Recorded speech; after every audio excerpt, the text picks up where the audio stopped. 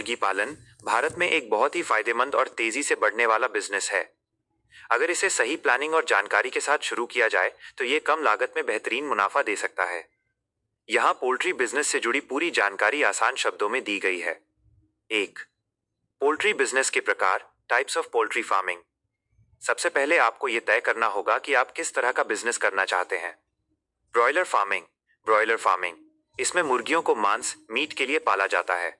ये बहुत तेजी से बड़ी होती हैं, लगभग 40-50 दिन में, और बाजार में बिकने के लिए तैयार हो जाती हैं। इसमें पैसा जल्दी रोटेट होता है। Layer farming. लेयर फार्मिंग, इसमें मुर्गियों को अंडे एग्स के उत्पादन के लिए पाला जाता है। ये मुर्गियां लगभग 18-20 हफ्ते की उम्र से अंडे देना शुरू करती हैं और साल 1.5 साल तक अंडे देती हैं। देशी मुर्गी पालन, कंट्री देसी चिकन। आजकल कड़कनाथ, ग्रामप्रिया या शुद्ध देसी मुर्गियों की मांग बहुत ज्यादा है। इनके अंडे और मांस महंगे बिकते हैं और इनमें बीमारियां भी कम होती हैं। 2. जरूरी बुनियादी ढांचा, बेसिक इंफ्रास्ट्रक्चर रिक्वायर्ड।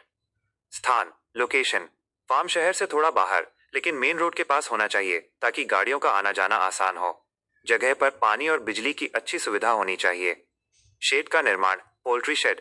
मुर्गियों के रहने के लिए शेड हमेशा पूर्व से पश्चिम, ईस्ट टू वेस्ट की दिशा में होना चाहिए। इससे शेड के अंदर सीधी धूप और तेज हवा नहीं लगती। बर्तन और उपकरण, पानी पीने के लिए ड्रिंकर्स और दाना खाने के लिए फीडर्स बर्तनों की जरूरत होती है। 3. मुख्य बातें जिनका ध्यान रखना जरूरी है। क. दाना और पोषण, पोल्ट्री फीड।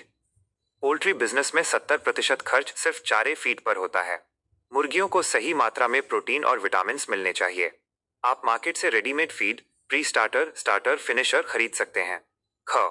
बीमारियों से बचाव और टीकाकरण, वैक्सीनेशन।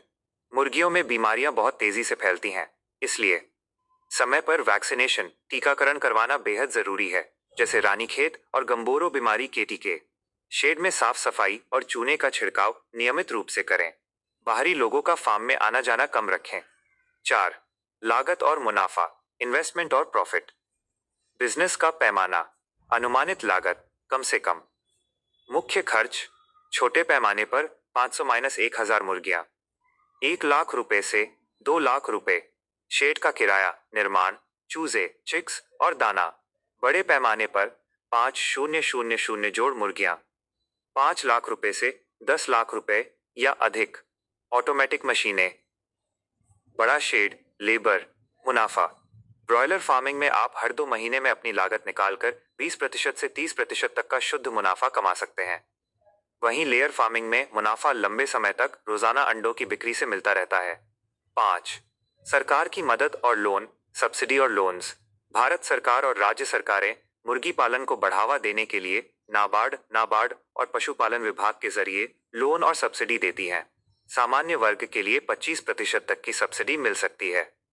SC/ST और महिलाओं के लिए ये सब्सिडी 33% से 35% तक हो सकती है।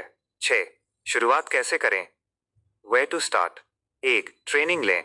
बिना जानकारी के इस बिजनेस में उतरना नुकसानदेह हो सकता है। अपने नजदीकी सरकारी कृषि विज्ञान केंद्र KVK या पशुपालन विभाग से 3 से 7 दिनों की ट्रेनिंग जरूर लें। 2. Market research. पहले अपने आसपास के होटल, दुकानदारों और होलसेलर्स से बात करें कि वहां ब्रॉयलर की मांग ज्यादा है या अंडों की। क्या आप ब्रॉयलर मांस के लिए फार्म शुरू करने की सोच रहे हैं या लेयर अंडों के लिए, ताकि मैं आपको उस हिसाब से और सटीक जानकारी दे सकूं।